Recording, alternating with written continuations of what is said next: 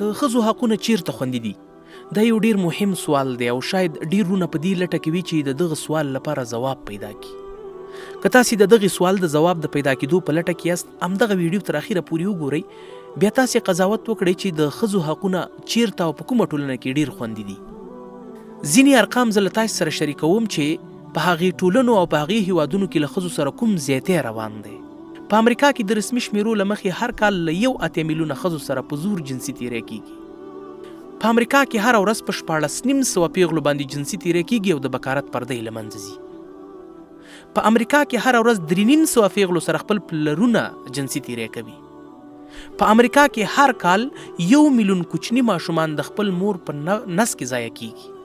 په امریکا کې هر ورځ د غربت او فقر له امله 80,000 ښځې په پیسو زنا کوي. په بریټانیا کې هر اونۍ 180 پیغلې د زنا له لارې حامله کیږي. په لندن کې هر کال 83,000 بالغ نجونو باندې په زور جنسي تیری کیږي. په هسپانیا کې هر کال 15 لکه ښځو باندې په زور جنسي تیری کیږي.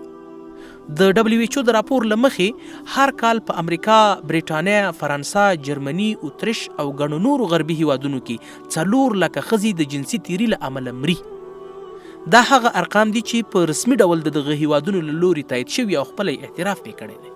او داسې هم ویل کېږي چې په 100 کې 40% ښځې په امریکا او نورو غربي هیوادونو کې له خپل ژوند د تنګې راغلي. په داسې حال کې چې د بشري حقونو د مدافعینو دفترونه په همدې هیوادونو کې شته، خو د دغو نړیوالو نهادونو او په خاصه توګه د ښځو حقونو نړیواله ادارې هیڅ غږ نه دی اورېدلی او بلکې غږ یې ورته په مرۍ کې ټف کړی دی.